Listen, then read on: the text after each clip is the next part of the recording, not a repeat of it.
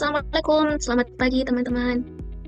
Selamat pagi. Oke, selamat Ya, pagi. jadi kita kembali lagi membahas terkait analisis tentang substansi implementasi nilai berakhlak ASN.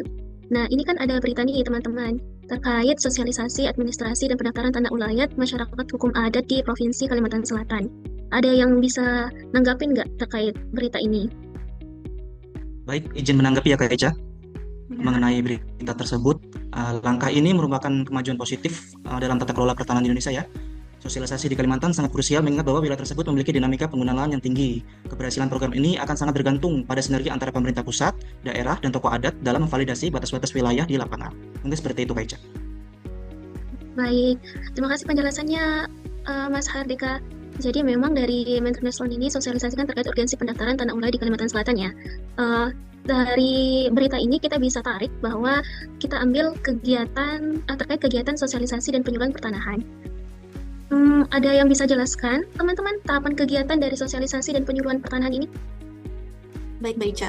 Untuk tahapannya dimulai dari tahap perencanaan, di mana di sana ada identifikasi isu pertanahan yang akan dibahas, kemudian penentuan lokasi, waktu, tempat, dan narasumber, kemudian penyusunan materi, koordinasi dengan pihak terkait. Lalu ada tahap persiapan, di mana kita membuat bahan sosialisasi, kemudian undangan, persiapan tempat sosialisasi, kemudian konfirmasi narasumber dan pihak terkait. Selanjutnya ada tahap pelaksanaan, di mana ada pembukaan, penyampaian materi, kemudian diskusi, penutup, dan dokumentasi. Nah, ditutup dengan tahap evaluasi dan tindak lanjut, di mana kita mengidentifikasi kendala kegiatan dan menyusun rekomendasi tindak lanjutnya. Baik, terima kasih Mbak. Terus dari kegiatan ini outputnya gimana Mbak? Untuk output, kita tentunya mendapatkan laporan hasil kegiatan sosialisasi, terus dokumentasinya juga, ada notulen juga, presensi. Kemudian dari masyarakatnya tentunya meningkatkan pemahaman masyarakat, kemudian kita juga menghimpun saran dan masukan dari masyarakat, dan output yang tidak kalah penting juga terbangunnya komunikasi antar kantor pertanahan dengan masyarakat. Baik Mbak Farah, terima kasih penjelasannya ya. Jadi itu tadi ya tahapan kegiatan sama output hasilnya. Kemudian kita beralih lagi nih ke keterkaitan kegiatan sosialisasi dan penyuluhan ini terhadap core value ASN berakhlak. Jadi ada yang bisa terjelaskan teman-teman? Baik, mungkin saya akan jelasin sedikit ya Mbak Siti. Adapun keterkaitan substansi mata pelatihan kita dengan kegiatan tersebut, yaitu yang pertama berorientasi pelayanan, di mana kita memberikan informasi pertanahan yang jelas, benar, dan mudah dipahami kepada masyarakat. Kemudian yang kedua itu akuntabel, di mana kita berkoordinasi dengan pemerintah desa atau kelurahan dan tokoh masyarakat dalam perencanaan sosialisasi sebagai bentuk untuk membangun kerjasama lintas pihak. Kemudian yang ketiga itu kompeten, di mana kita meningkatkan kompetensi diri dengan mempelajari regulasi pertanahan terbaru agar materi yang disampaikan akurat dan berkualitas. Kemudian yang keempat itu harmonis, di mana kita membangun kerjasama dengan perangkat desa, RT atau RW, dan tokoh masyarakat. Kemudian yang kelima itu loyal, di mana kita melaksanakan sosialisasi sebagai bentuk dukungan terhadap kebijakan dan program instansi yang bertujuan untuk meningkatkan pemahaman masyarakat terkait layanan pertanahan. Kemudian yang keenam itu adaptif, di mana kita menyesuaikan materi sosialisasi dengan kebutuhan dan karakteristik masyarakat setempat.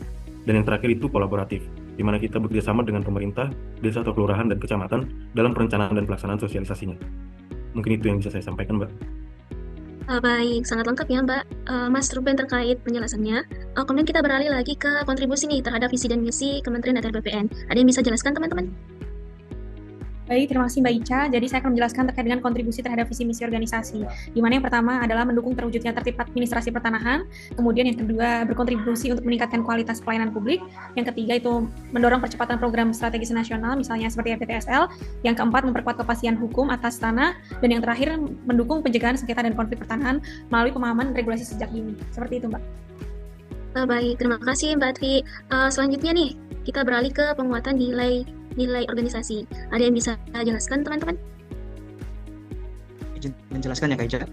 Keterkaitannya dengan penguatan nilai organisasi di sini ada tiga. Yang pertama yaitu melayani, memberikan informasi pertanahan yang jelas, terbuka, dan mudah dipahami oleh masyarakat.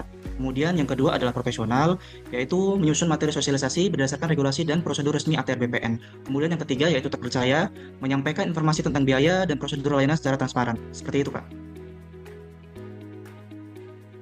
Uh, Sepertinya sudah lengkap ya kita jelaskan masing-masing. Terima kasih teman-teman atas penjelasannya yang sangat luar biasa. Mungkin cukup sekian ya diskusi kita kali ini. Semoga apa yang kita diskusikan hari ini bisa bermanfaat. Terima kasih.